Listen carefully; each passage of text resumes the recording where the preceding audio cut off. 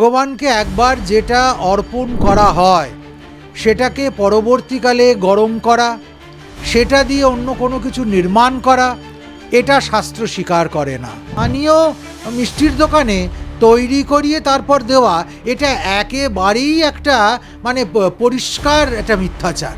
হাতকে কেন্দ্র করে একটা নতুন রকম দুয়ারে প্রসাদ গোছের কোনো প্রকল্প চালু করবার চেষ্টা করা হচ্ছে। ভোগ প্রসাদ কখনো গরম করা যায়, অগ্নিস্পর্শ করানো যায়, এসব করানো যায় না। আসলে এটা তো ঠিক জগন্নাথ মন্দির হয়নি, এটা তো কালচারাল সেন্টার। হ্যাঁ, এটা একটা সাংস্কৃতিক কেন্দ্র হয়েছে।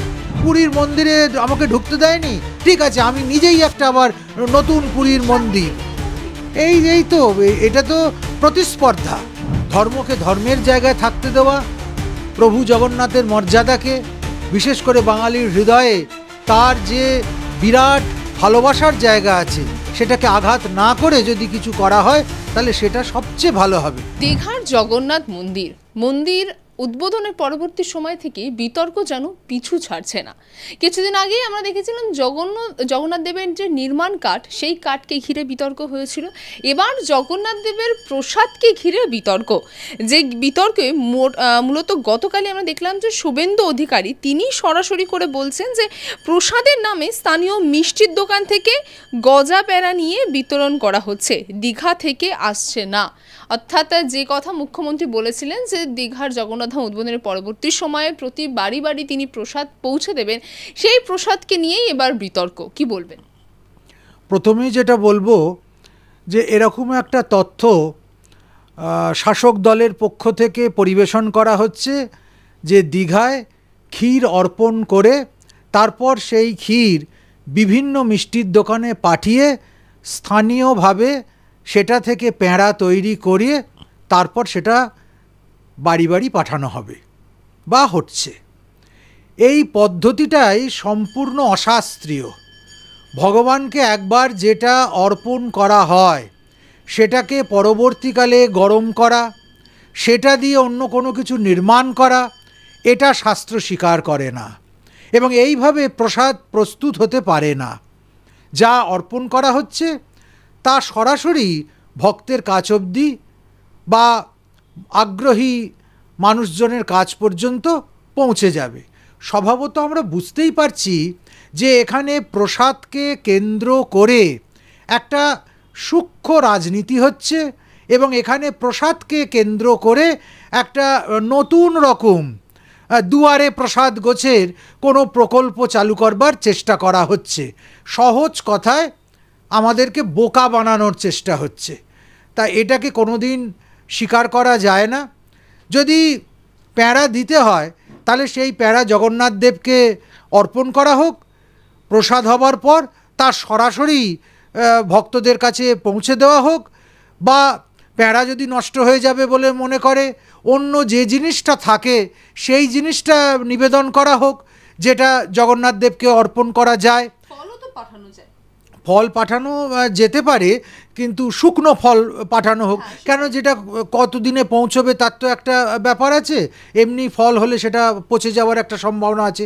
শুকনো কাজু কিশমিশ এই সমস্ত তাকে ঠাকুরকে নিবেদন করে সেইটা যদি সরাসরি ভক্তদের কাছে পৌঁছে দেওয়া যায়, বা পশ্চিমবঙ্গবাসী বা যাদের কাছে আমরা দিতে চাইছি তাদের ঘরে ঘরে যদি দেওয়া যায়, তাহলেই তো বিতর্ক থাকে না। এই যে স্থানীয় মিষ্টির দোকানে তৈরি করিয়ে তারপর দেওয়া, এটা একেবারেই একটা পরিষ্কার একটা মিথ্যাচার। এই মিথ্যাচার অন্তত জগন্নাথ দেবের প্রসাদ নিয়ে করলে বাঙালি মেনে নেয়নি, মেনে নেবে না। জগন্নাথ ভক্তরা এ বিষয়ে নিশ্চিতভাবে দৃঢ় প্রতিবাদ জানাবে। এটা হতেই পারে না। আচ্ছা মহারাজ, যেটা আপনি বললেন যে ক্ষীর দিয়ে, এবং শুভেন্দু অধিকারী যে তত্ত্ব দিয়েছেন সেই তত্ত্বে তিনি বলছেন যে গজা এবং প্যারার, কিন্তু রাজ্য সরকার ইতিমধ্যে এই বিষয়ে সুস্পষ্ট না করলেও যে তারা দোকানে দোকানে পৌঁছাচ্ছেন কিনা, কিন্তু এখানে তারা সুস্পষ্ট করেছেন যে শুভেন্দু অধিকারী যে গজা প্যারার তত্ত্ব দিয়েছেন সেটাকে সম্পূর্ণভাবে উড়িয়ে দিয়ে খোয়া ক্ষীর দিয়ে তৈরি হবে জগন্নাথের প্রসাদ, সেটা তারা জানিয়ে দিয়েছেন। হ্যাঁ, আপনি সেই ক্ষীর তো সেই খোয়া ক্ষীরের কথাই বলছি।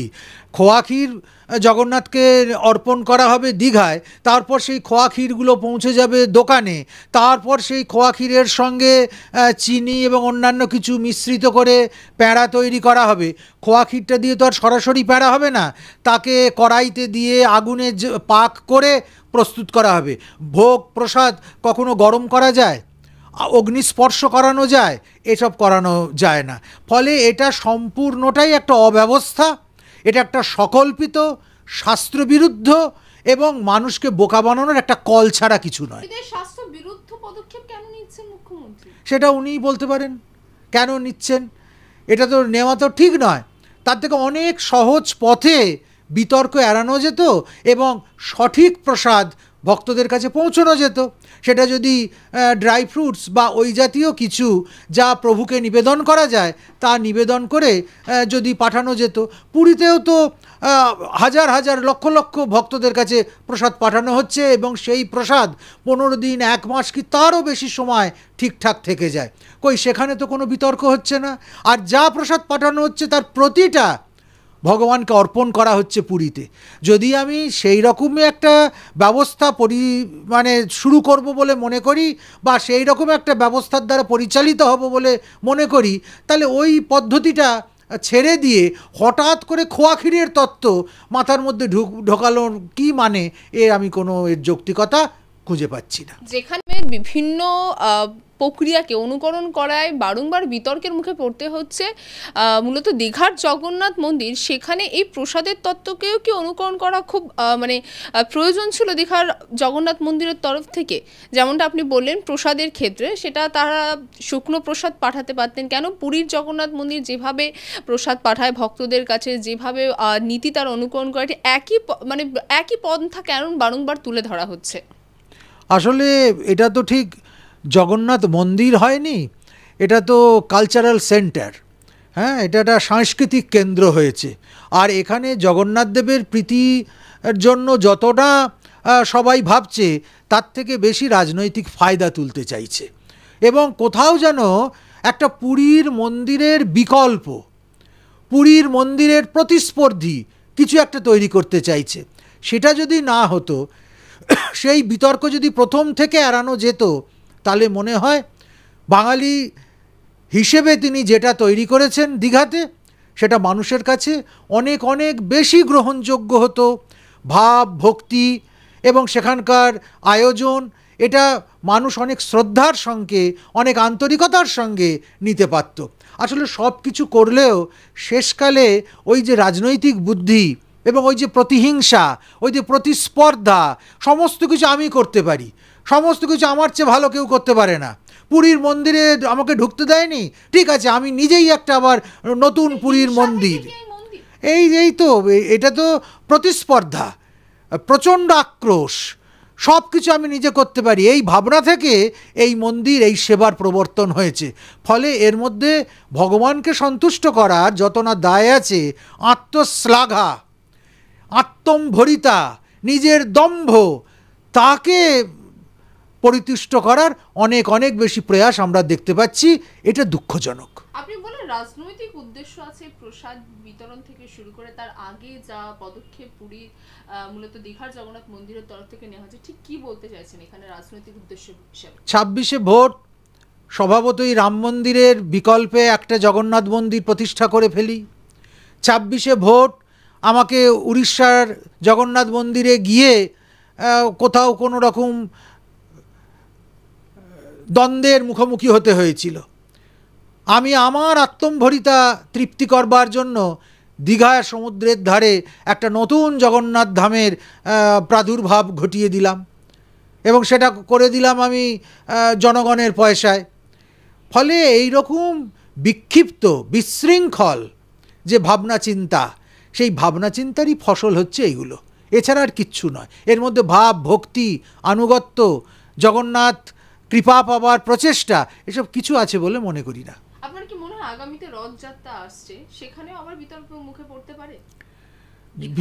বিতর্ক যখন শুরু হয়েছে, আমি বলবো এসব বিতর্কগুলো এড়িয়ে যাওয়া ভালো এবং ধর্মকে ধর্মের জায়গায় থাকতে দেওয়া, প্রভু জগন্নাথের মর্যাদাকে, বিশেষ করে বাঙালির হৃদয়ে তার যে বিরাট ভালোবাসার জায়গা আছে, সেটাকে আঘাত না করে যদি কিছু করা হয় তাহলে সেটা সবচেয়ে ভালো হবে। এবং আমি তো নিশ্চিত যে রথযাত্রা নিয়েও এরকম কিছু না কিছু বিতর্কের সৃষ্টি হয়ে যাবেই, কেননা উনি ওনার স্বভাব বদল করবেন না। আর আমরা যারা জগন্নাথ ভক্ত যদি কোথাও দেখি যে জগন্নাথ সংস্কৃতি, জগন্নাথ কৃষ্টি, বাঙালির অস্মিতাবোধ এবং সর্বোপরি সনাতন ধর্মের অবমাননা হচ্ছে, আমরাও কিন্তু নিশ্চুপ থাকবো না। আপনার কাছে যদি দীঘার জগন্নাথ মন্দিরের প্রসাদ এসে পৌঁছায়, আপনি সেটা গ্রহণ করবেন তো? যদি দীঘার মন্দির থেকে সরাসরি প্রসাদ এসে আমার কাছে পৌঁছয়, আমি নিশ্চিতভাবে নতমস্তকে প্রভুর প্রসাদকে প্রভু জ্ঞানে স্বীকার করব। যদি পাড়ার মিষ্টান্ন ভাণ্ডার থেকে প্রসাদ এসে হাজির হয় তাহলে তাকে মিষ্টি বলে মনে করব, সেটা প্রসাদ নয়। আচ্ছা মহারাজ, একটা শেষ প্রশ্ন করব এবং সম্পূর্ণ অন্য প্রসঙ্গে। এর আগেই আমরা কিছুদিন ধরে সমাজ মাধ্যমে বা খবরে যে নামটা বারংবার শুনেছি তা হলো শর্মিষ্ঠা পানুলি, 22 বছরের এক তরুণী, এবং তাকে যে কারণে অ্যারেস্ট করা হয়েছিল, পরবর্তী সময়ে দেখা যায় যে সেই কারণকে সামনে রেখেই কলকাতা পুলিশ থেকে শুরু করে রাজ্য সরকারের কিন্তু ব্যাপক সমালোচনাও হয়েছিল। সেখানে দাঁড়িয়ে তাকে ইতিমধ্যে জামিনে যে বা যারা ইসলাম নিয়ে জন্মায়নি তারা সবাই দুর্ভাগা, তখন কেন তাকে একই প্রক্রিয়ার মধ্যে দিয়ে আসতে হবে না? যখন মদ আর মাংস খাওয়া এবং সেই মদ মাংস খাওয়ার অনুষঙ্গ টেনে মহামৈত্র মা কালীকে অপমান করে, কেন তাকে সেইভাবে আমরা প্রতিবাদ করব না? কেন তার জন্য পুলিশ সক্রিয় হবে না? যখন আমরা দেখি যে অনুব্রত মণ্ডল যাচ্ছে তাই ভাষায় তারই দলের প্রশাসনকে, পুলিশকে গালাগালমন্দ করছে, তখন কোন অদৃশ্য হাতের ছোঁয়ায় সে বাইরে ঘুরে বেড়ায়? আসলে যা কিছু একতরফা সব হিন্দুদের জন্য, হিন্দু ধর্মের হয়ে কিছু বললে এবং ইসলাম ধর্মের কোনো দোষ ত্রুটি ধরিয়ে দিলেই সেটা যদি অপরাধ হয়ে যায় তাহলে বলবার আমাদের কিছু নেই। সবাই আমরা দেখতে পাচ্ছি, বুঝতে পাচ্ছি যে কি তালিবানি শাসন আমরা মধ্যে রয়েছি। এবং এই যে হীরক রাজার দেশ, এই হীরক রাজার দেশের অদ্ভুত আইন কেমন করে পদে পদে হিন্দুদের জন্য ক্রমশ এই পশ্চিমবঙ্গটা বসবাসের অযোগ্য হয়ে উঠছে। বাংলা হান্টের আরো খবর দেখতে নজর রাখুন। বাংলা খবর মানেই বাংলা হান্ট।